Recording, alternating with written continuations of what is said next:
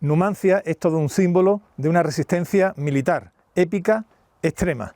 Numancia fue construida por los arébacos, un pueblo de la Celtiberia.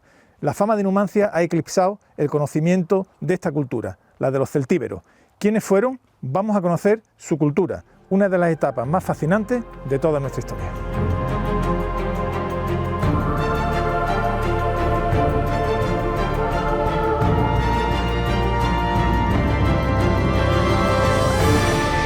Arqueomanía.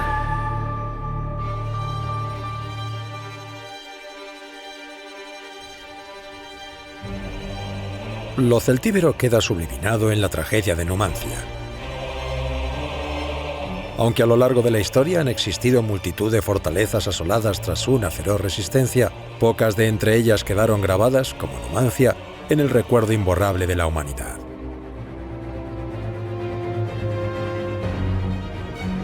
Numancia decidió enfrentarse a la Gran Roma en una guerra que no podía ganar. Resistencia irracional para unos, suicidio colectivo para otros, muestra suprema de valor y orgullo para todos, lo numantino se asocia desde entonces a la resistencia feroz, más allá de todo límite humano. Numancia como historia, Troya como epopeya, se convertirían en símbolos universales. Numancia fue el episodio bélico más citado en la antigüedad y pasó a la historia con la fuerza de un mito. El eco desgarrado del dolor y la furia de los numantinos reverbera aún en sus ruinas. Por eso queremos conocer la realidad de lo que aconteció en aquellos días aciagos. La arqueología tiene la palabra. La guerra numantina es un mito colectivo, no es un mito individual, y ese es uno de los grandes valores, quizá la razón más importante de la supervivencia del mito numantino, ¿no? El que es un grupo anónimo pero colectivo. Como otros tantos yacimientos arqueológicos, Numancia es paisaje. Se encuentra enclavada en una loma que ya estuvo habitada desde inicios del bronce.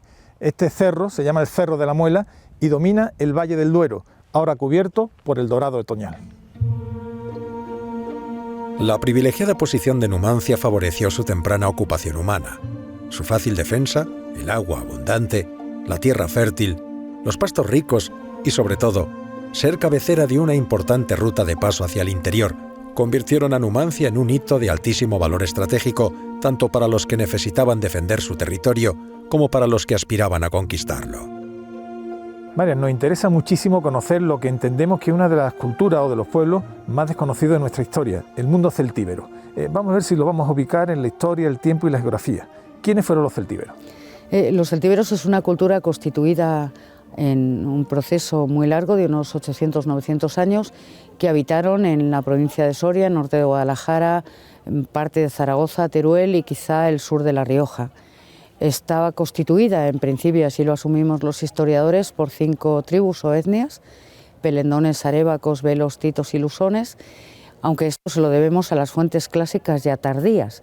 Esto quiere decir que esto es lo que sabemos que ocurre en el siglo II, no tanto que ocurría en los siglos antes. La cultura celtibérica tiene esa base de, diríamos, celtas con muchas comillas, para entenderlas, pero en fin, habría que hacer muchas matizaciones, pero están recibiendo tecnología, influencias, costumbres, religiones del ámbito mediterráneo. Ese proceso de avance de la influencia mediterránea, que se constata muy bien desde la costa, la cultura ibérica, está llegando al ámbito celtibérico cuando Roma llega también, ¿no?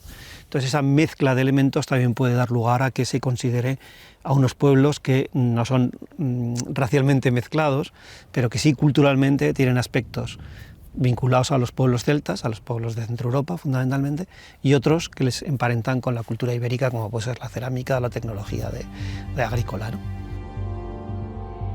Al finalizar la Segunda Guerra Púnica, en las postrimerías del siglo III a.C., Roma se ha convertido en el gendarme del Mediterráneo. La península ibérica y todas sus formidables riquezas son un objetivo para los hombres poderosos de la curia. El control del oro del noroeste y su paso hacia la costa mediterránea es una necesidad para la nueva potencia dominadora que requiere grandes cantidades de materias primas para su expansión militar y consolidación. Durante las guerras púnicas, Roma ha pactado con numerosos pueblos y confederaciones peninsulares. Su trato con los líderes indígenas es habitual. Entre otras cosas, Roma busca hombres que luchen bajo su mando. Hay una clase hegemónica muy potente que se queda con los excedentes, que es muy rica, que es muy poderosa políticamente y que es la que pacta normalmente con las fuerzas externas. Me figuro la angustia que experimentarían los numantinos cuando desde la altura de sus murallas observaban las líneas defensivas de fosos y empalizadas con los que los romanos lo aislaron por completo. Hoy esos campamentos romanos son arqueología y su descubridor fue Schulten. Adolf Schulten vino aquí en 1905 y en principio lo que había planteado y lo que pensaba todo el mundo es que se iba a dedicar, porque así lo había manifestado, iba a dedicarse a los campamentos del cerco de Escipión en torno a Numancia. Pero en 1905 cuando llegó, lo sorprendente es que empezó a excavar en la ciudad. Por tanto, excavó en la ciudad y tuvo, en esa excavación tuvo problemas con el entorno soriano, con la sociedad soriana, entre otras cosas porque se planteó la excavación como, yo diría, una excavación colonial, y totalmente colonialista en el sentido de que todos los materiales, que en principio además dijo que se iban a quedar aquí en España, bueno, pues prácticamente después de decir eso al día siguiente salían para Alemania. Él excava en 1905 en Numancia. Hay, dentro de esta exaltación numantina de los principios del siglo XX, se constituye inmediatamente una comisión española de excavaciones que excava en Numancia y él excava en los campamentos romanos. Él es el que descubre realmente los campamentos romanos y que descubre gran parte de los lienzos, de los fosos, etc. Es verdad que ahora se está revisando todo lo que él hizo, pero tanto el registro arqueológico, la planimetría que él hizo, como todos sus escritos anotando la secuencia estratigráfica, etc., es absolutamente extraordinario su trabajo.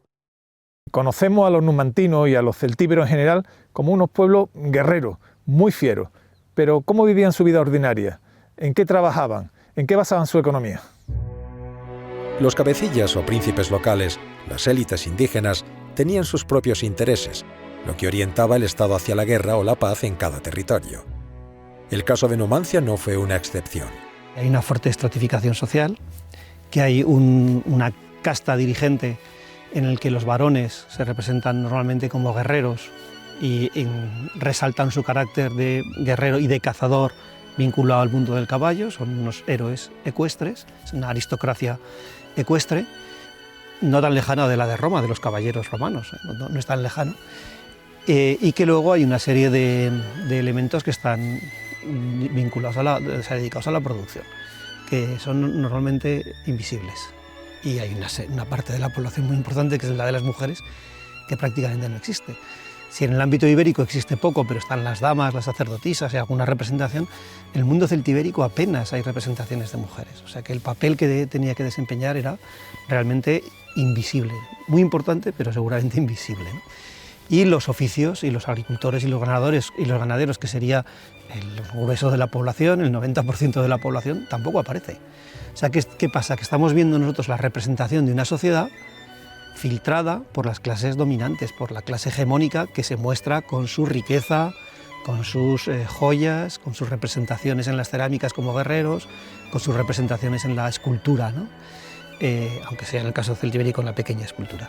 Estamos recibiendo solamente la información de una parte de la sociedad. La otra parte de la sociedad es una sociedad invisible a los ojos de los historiadores. Lo vemos a través de las excavaciones, donde la mayor parte de las viviendas que excavamos son viviendas de agricultores o de ganaderos, o de agricultores, ganaderos, ceramistas y forjadores, porque a veces hacen todo tipo de actividades en el mismo espacio, ¿no?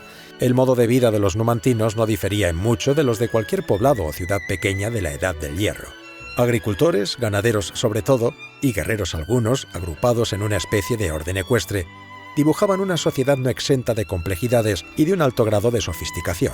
Había variantes lógicas dependiendo del lugar donde estuviera situada la ciudad o el poblado. En la llanada del Duero, en la provincia de Soria, lógicamente la agricultura tenía un peso más importante que en toda la zona norte y que en la zona sur más montañosa. La ganadería, por los estudios que se han hecho, eran, por ejemplo, rebaños de ovejas y cabras en una proporción similar a la que han compuesto los rebaños hasta hace muy poco, y el caballo tenía mucha importancia, pero no todo el mundo tenía probablemente acceso a la cría y el mantenimiento del caballo. Los romanos, en sus crónicas, dibujaron a los celtíberos como un pueblo primitivo sumergido en las tinieblas de la barbarie. La arqueología desmiente esa visión interesada. mostrándonos el gran desarrollo que adquirieron, por ejemplo, en los trabajos metalúrgicos y en los cerámicos. ¿Es un pueblo artesano? O sea, ¿podían comerciar con artesanía o era de consumo local? Bueno, en el comienzo de la Edad del Hierro, las producciones eran muy locales. Por ejemplo, la alfarería, que probablemente en su mayor parte la hicieran mujeres. El bronce podrían adquirir los objetos, claro, a otros talleres especializados o que tuvieran acceso al cobre y al estaño.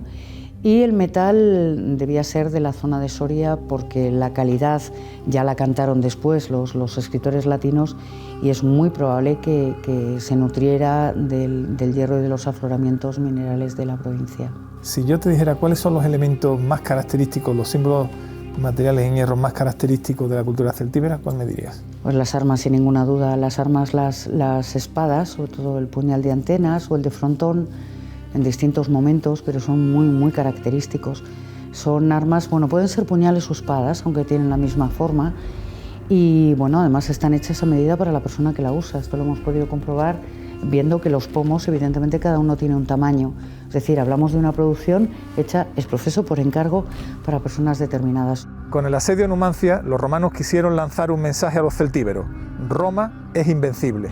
Y es que desde siempre la guerra psicológica ha sido tan importante como las batallas.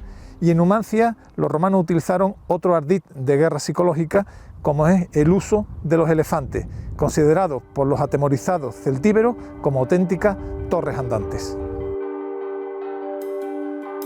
La guerra celtibérica de mediados de la década del siglo II a.C. terminó en un tratado de paz gravoso para los celtíberos. Nobilior cae ante las puertas de Numancia cuando sus elefantes se descontrolaron, infundiendo el pavor en sus propias filas. Los celtíberos aprovecharon el momento y el mal tiempo los remató. Roma envía a Marcelo, que consigue un tratado de paz. Le acompañaba Escipión Emiliano. Bueno, las guerras celtibéricas habían empezado, como es sabido, en el 153 y Numancia ya había entrado en ese escenario bélico y Roma ya tuvo enfrentamiento con los numantinos. Es cierto que por muchas razones de política interna romana, yo creo que Roma realmente, cuando se toma ya el empeño y toma la decisión de hay que acabar con Numancia, es ya en el 134 cuando se lo encarga Escipión. Pero hubo muchas batallas que perdieron los romanos frente a los numantinos en esas guerras celtibéricas, con lo cual el mito de Numancia es un mito que crea Roma, que lo crea el enemigo. En parte también hay que ser honrados por el valor, obviamente, de los numantinos, pero también porque cuanto más valeroso es el enemigo, mejor se justifican las propias derrotas, ¿no? Es un mito que crea el enemigo. Claro, cuando Escipión les vence, ocurre lo mismo. Escipión necesita un enemigo imbatible para, evidentemente, rodearse de la gloria que había obtenido en Cartago. Pero también es cierto que los romanos admiran ese valor numantino de llegar ante la muerte, hasta la muerte, antes que perder su libertad o pasar a vivir en unas circunstancias penosas. En 134, el Senado de Roma envía a Escipión Emiliano a Hispania. Lo acompañan solo 4.000 hombres. Escipión se propone reclutar y entrenar un gran ejército para derrotar a los numantinos y los demás celtíberos. No quiere que le ocurra como con el primer intento y somete al ejército a un duro entrenamiento y a una dieta estricta. Esta vez no pueden fallar ante los orgullosos celtíberos. Desterró a los mercaderes, las prostitutas, los adivinos y los criados. Vendió carros y equipajes. Conservó lo estrictamente necesario para el combate. Nada más. Se dirigió al territorio cercano a Numancia y derrotó a los demás pueblos, como los vaceos, a los que los numantinos compraban víveres. Segó los campos, cogió lo que era útil para alimentar a su ejército y quemó el resto.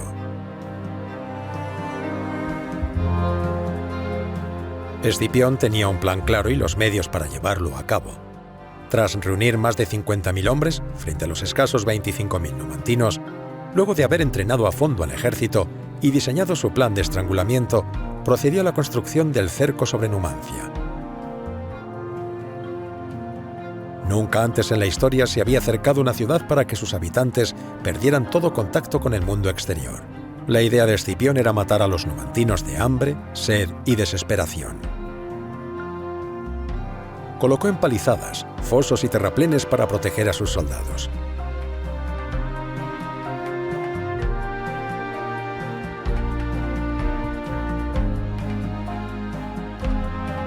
Edificó un muro de 9 kilómetros con torres situadas a 30 metros una de otra.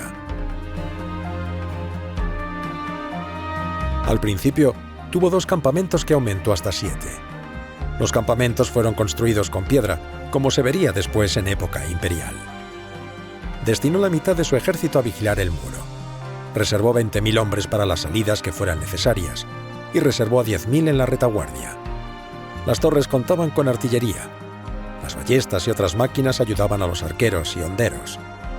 Habilitó un sistema de señales para advertir de cualquier peligro.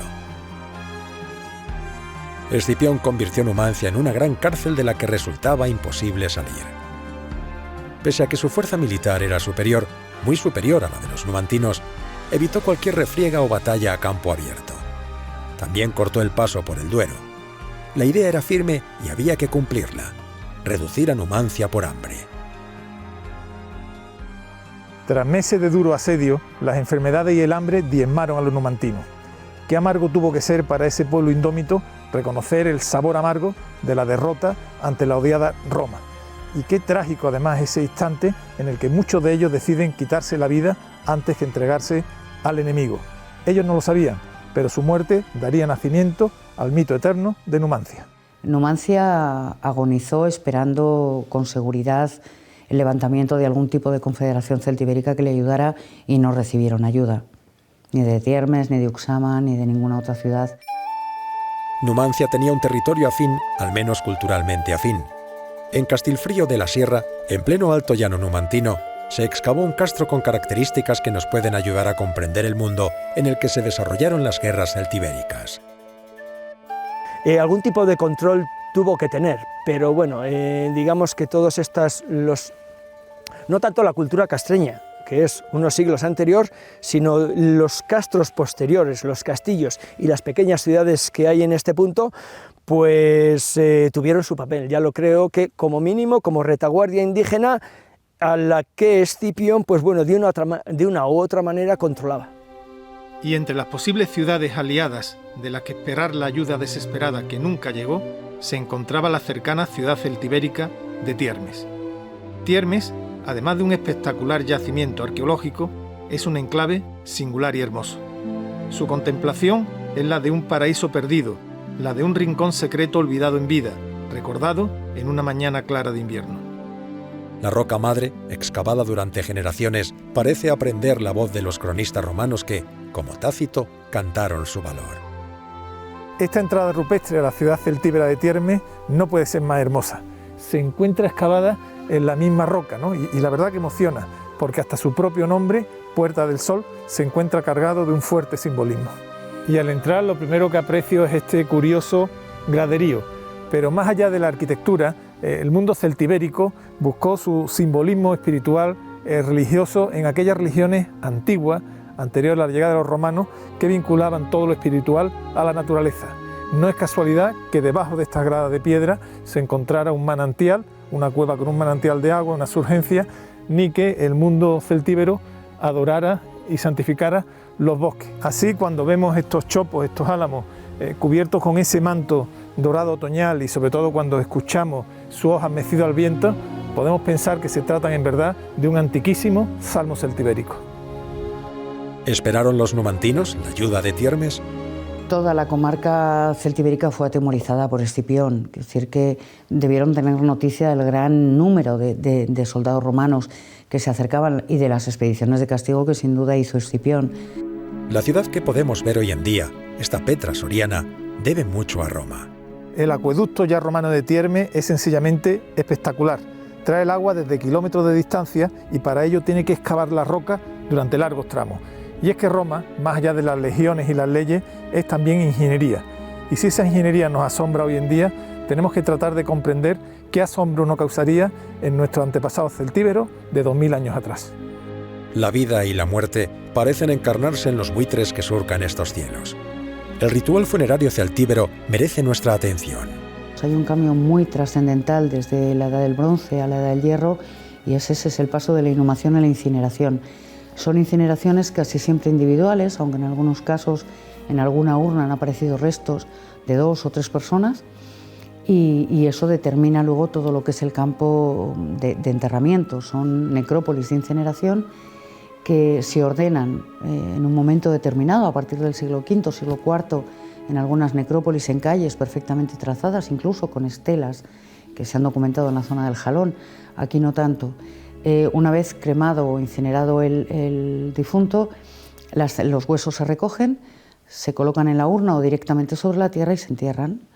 Alrededor de esos restos se colocan los ajuares. Entre esos ajuares siempre me llama mucho la atención, por ejemplo, lo que estamos viendo, ¿no? Es decir, ¿por qué las armas? Cuéntanos un poquito qué simbolismo puede tener esto y explícanos lo que estamos viendo, porque es llamativo. Sí, bueno, lo que vemos es una punta de lanza de tamaño medio y un broche de cinturón junto con una cinta de bronce que fue decorativa.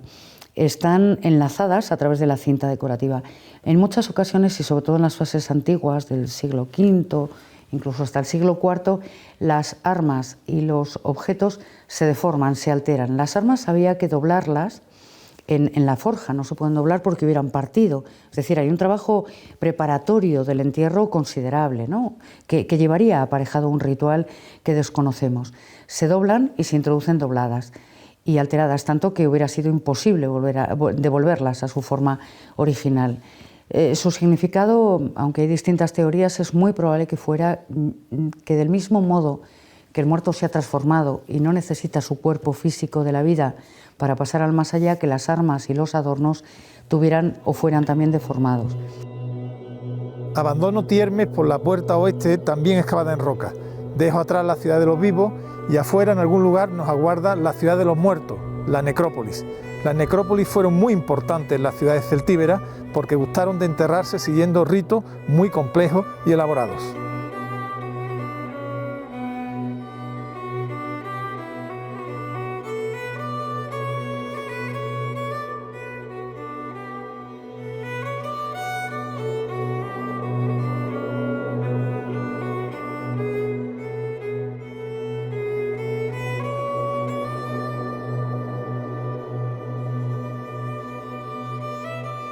Hemos revisitado los grandes hechos de los celtíberos, pero ¿quiénes eran?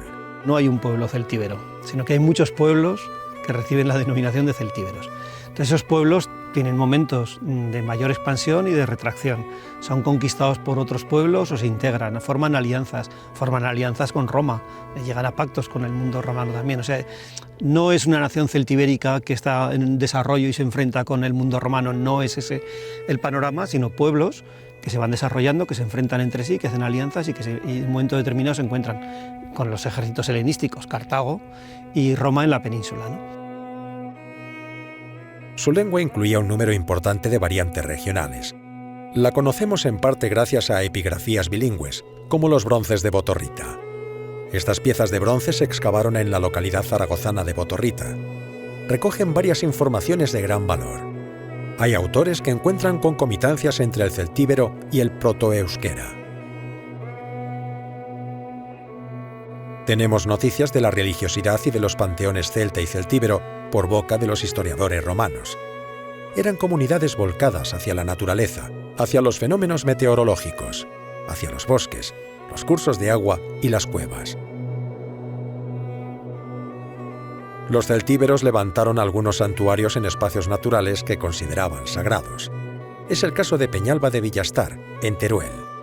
Se trata de un sitio que, según las investigaciones recientes, se considera un lugar sagrado, un lugar de peregrinación, un santuario, pero no un sitio que conserva imágenes de los santos, sino un sitio al que acuden los pueblos celtibéricos y posteriormente romanos de los alrededores a depositar sus ofrendas, a hacer sus votos, a pedir la protección de los dioses.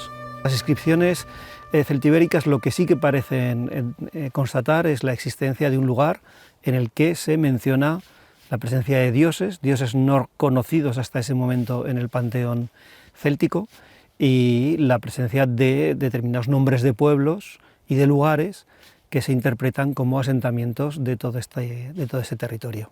Aquí concretamente se han documentado dioses de los que no se tenía noticia previamente, ¿no? Sí vinculados pues, con dioses con cuernos, los cornutus, en fin, todo ese tipo de manifestaciones que son comunes en el panteón celta, ¿no? Y luego lo que se produce es una síntesis con los dioses romanos, lógicamente una identificación, ¿no?, entre determinados dioses indígenas con los dioses ya más conocidos del ámbito romano. La complejidad de sus creencias puede verse en algunas piezas magníficas como este vaso de los toros. Es probablemente la única cerámica que conozcamos celtibérica de la provincia de Soria que es narrativa, es decir, incluye dos escenas. En la primera vemos un toro que está quieto y que además es perceptible con facilidad la rotundidad del toro en reposo. Se ven muy bien los cuartos delanteros y traseros, donde se inscribieron unas cruces que insisten en esa sensación de peso y de rotundidad del toro. La cola cae también con un movimiento natural. La cara y la boca del toro se abren de una manera que ya no es tan habitual y parecen querer devorar a un pez que está bajo él. El pez, a su vez, tiene la boca abierta como manifestando la intención de devorar al toro. La siguiente vez o la siguiente escena vemos un toro que corre casi enloquecido, lo cual es perceptible en las aspas con las que se ha conseguido ese movimiento. Las patas ya no se ven, no están, y una rueda en el centro del toro marca todavía más esa sensación de movimiento enloquecido. El pez no está, con lo cual hemos de pensar que el detonante de la transformación que no podemos entender en su significado último fue el pez y que el toro devorara al pez. Hay la cola del toro, en este caso, por encima del lomo del toro parece querer adelantarle, que es algo que ocurre con mucha frecuencia en las cerámicas numantinas. Pero llegaban nuevos tiempos. Tras la victoria de Roma, la Celtiberia se abre por completo a la cultura, la organización y las formas romanas. Cuando ya se produce la conquista militar, a mí me gusta utilizar la palabra disolución. La cultura romana lentamente, la cultura celtibérica, va disolviéndose en la cultura romana. Roma, además, que no impone ni la religión, ni la lengua, ni el derecho, ni prohíbe las costumbres celtibéricas, sencillamente va sobreponiéndose, claro, pues con todo su poderío cultural y civilizador, y desde luego desde la política y el gobierno, ¿no? Hay un intento de asimilación por parte de las propias élites indígenas con las élites romanas y por lo tanto el hablar su lengua no les favorece, sino tienen que hablar en latín. O sea, es el prestigio y la utilidad de una lengua que sirve para todo, para comunicarse, para comercializar, para todo, uniforme, ya no son lenguas diferentes, sino que te entiendes con esa lengua con todo el mundo, lo que yo creo que va llevando a la sociedad a adoptarlo como la lengua normal, porque es más útil, porque es más fácil, porque es la lengua de los conquistadores y es la lengua de prestigio, ¿no? El conjunto de pueblos celtíberos fue paulatinamente integrándose, igual que el resto de pueblos peninsulares, en el gran poder del momento, en Roma. Dicen que Tácito afirmó que tras la caída de Tiermes desaparecía el mundo antiguo.